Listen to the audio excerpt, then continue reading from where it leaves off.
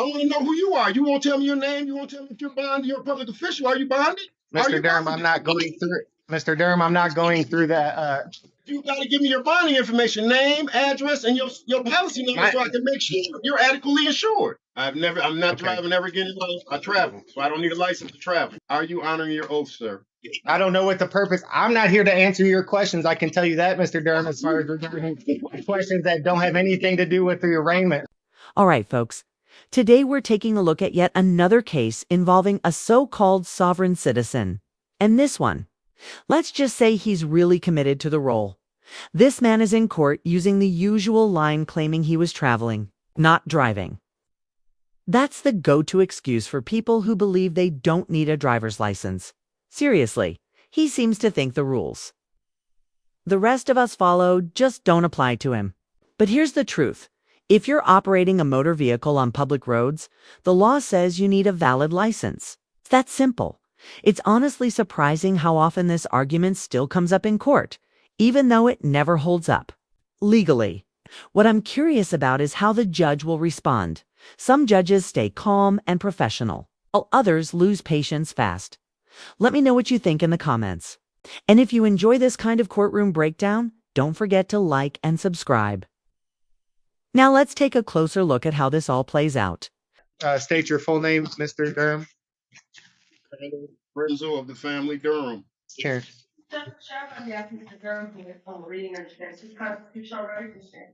For waive formal reading under a plea of not guilty.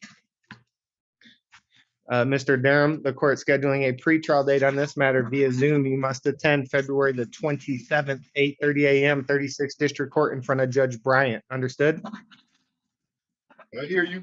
And this is a very serious non-assaultive allegation, Mr. Durham, and the court has concerns that you missed a court date on this matter, as well as two other matters that we're about to handle. And your capious history, Mr. Durham, tells the court you do not listen to the court as ordered to appear, and that's concerning where if the court were to release you on another personal bond, sir, you treat it as you have in the past and disregard court's orders and simply not appear. And that's unacceptable, Mr. Durham. You must appear as ordered. So the court, based on your capious history, taking into consideration the information presented by counsel, including that limit to employment status as relates to the ability to post bond, the nature of the charge, as well as the information alleged in the investigator's report, is setting, based on your capious history, is going to continue the bond set by Judge Bryant of 110%. Is that an affordable bond? It's not. Okay, so on that matter, the court is setting an unaffordable bond redetermination hearing. During this bond, you are not to purchase or possess a firearm or any dangerous weapon, and you are not to drive any motor vehicle unless you have a valid driver's license. Is that understood? I don't drive, Your Honor. I travel. I'm not driving ever again in life. I travel, so I don't need a license to travel.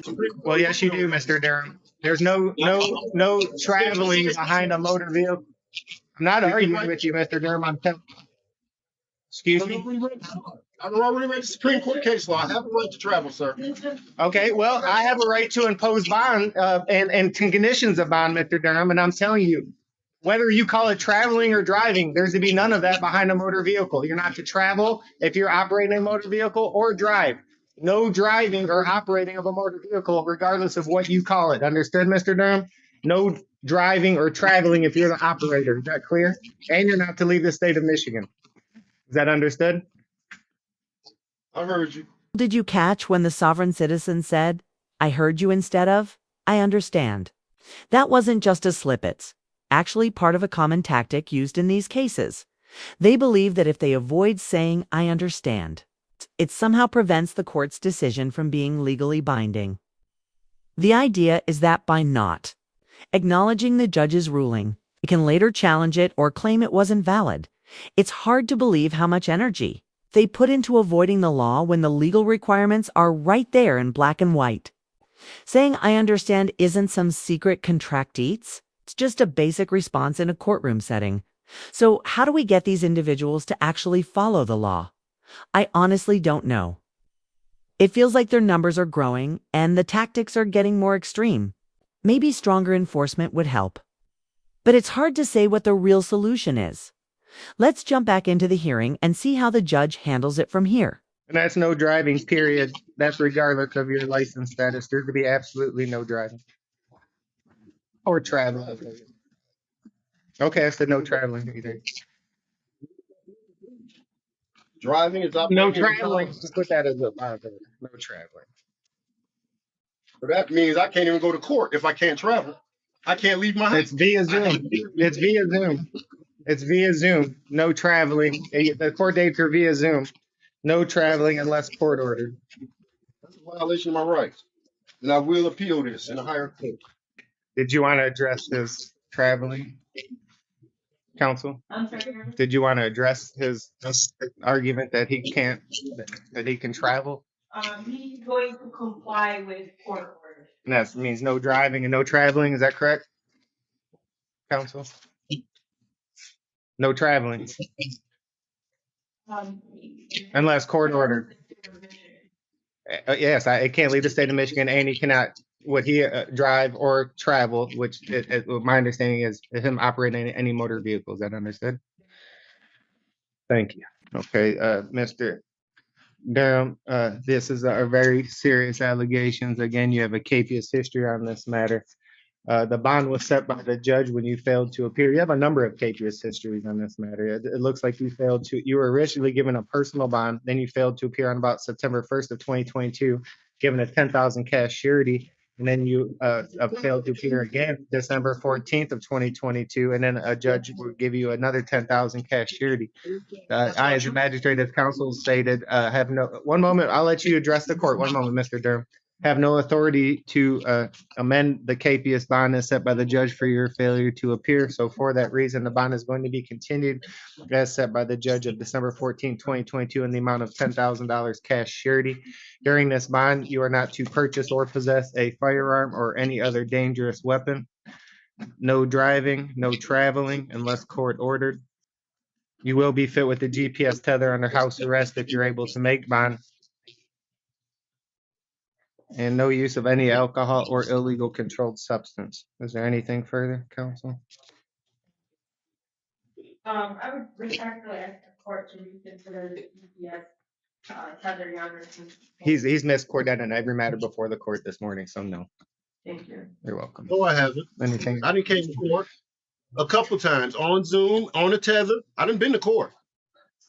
But not all of the times it does not appear, Mr. Durham. It looks like you've missed court more than once on that matter that we just handled. Anything else on this matter, counsel? On account of the county jail. I missed court on account of the county jail. They wouldn't take me to court. I missed court because of the county jail would not take me to court. That's not my fault. Of course. In his mind, none of this is his fault. That's pretty typical when it comes to these sovereign citizen cases. There's always someone else to blame. It's like accountability just doesn't exist in their world. They claim the court has no authority, insist they haven't broken any laws, and yet somehow they almost always end up in jail. The irony is hard to miss. Their reasoning just doesn't hold up. It's like trying to argue against gravity. It doesn't matter how strongly they believe it. Reality isn't going to change. In this case, the bond is fairly low, but it looks like he still can't afford it. So honestly, he may not be going anywhere for a while. But maybe that time in custody will give him a chance to think things through. This whole mindset doesn't just appear overnight.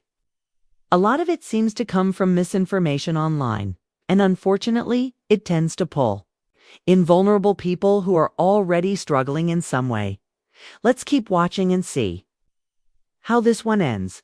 And Mr. Durham, the court has the same concerns, sir, that you've had a capious on this matter as well as the matters before the court previously, and that demonstrates to the court that you failed to appear as ordered, and that's concerning regarding your intention to appear and handle this matter. It looks like you're on a personal bond by the Honorable Magistrate Ramsey Heath, where you failed to appear on or about December 14, 2022, and a bond was issued at 10,000 cash surety.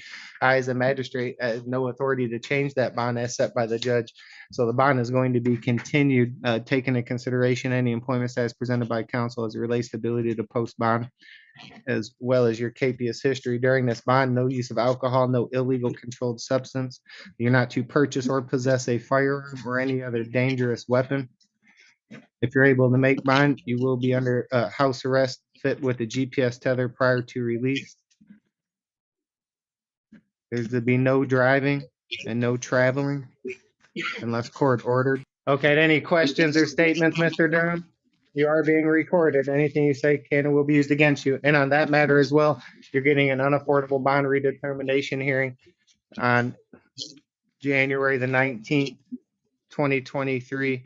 Judge Sabri at the 36th District Court via Zoom. Do you have any questions or statements, Mr. Durham? Yes, I do. This question is to Go you, ahead. the magistrate. Are you honoring your oath? Before you say anything. This is your turn. Everything you say right now kind of will be live or on YouTube. Please do not say anything right here. I don't like to actually, because I try to protect you, okay? That was your attorney speaking and giving you advice.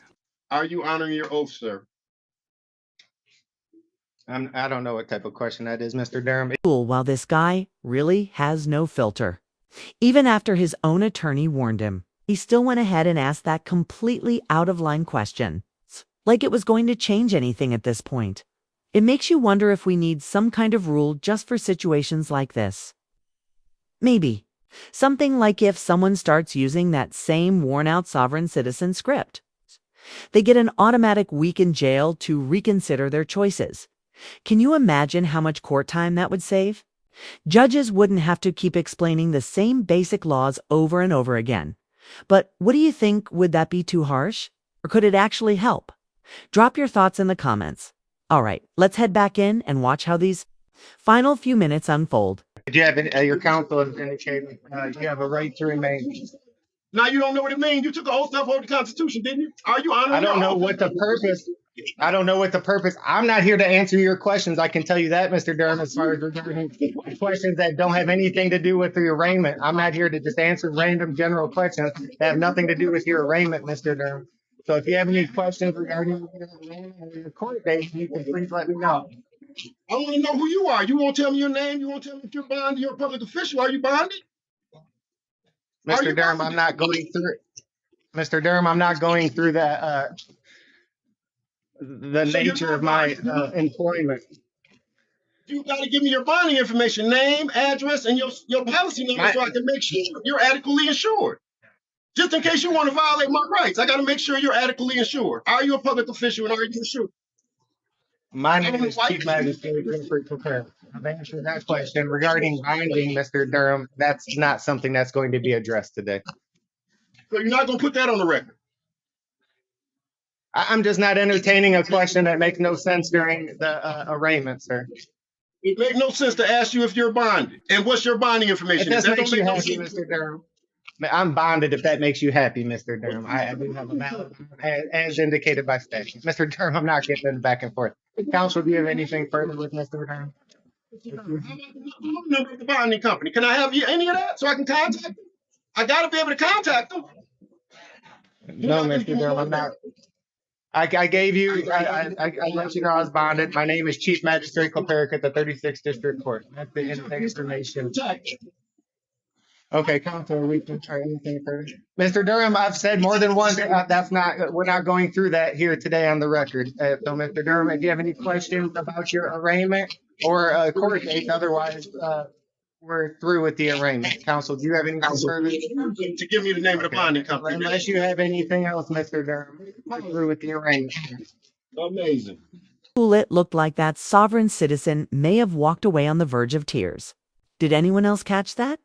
Really seemed like he was about to break down right there in court. That said, I actually found this hearing pretty interesting. We don't always see judges who know how to handle these situations well. Usually, they let the defendant ramble on, but this judge stayed calm, focused, and didn't fall for any of the distractions. Honestly, it was like watching someone who's seen this 100 times and knows exactly how to shut it down. But here's something I'm curious about. What exactly did this guy think he'd gain by asking the judge if he was bonded? Do they really believe that question is some kind of legal trick to avoid jail? The logic just doesn't add up. And it shows how deep some of these folks get into conspiracy theories. Anyway, if you enjoyed this breakdown and want to see more like it, don't forget to like and subscribe. And seriously, I'd love to hear your thoughts. What did you think of how this judge handled the hearing? Let me know in the comments. Thanks again for watching and take care.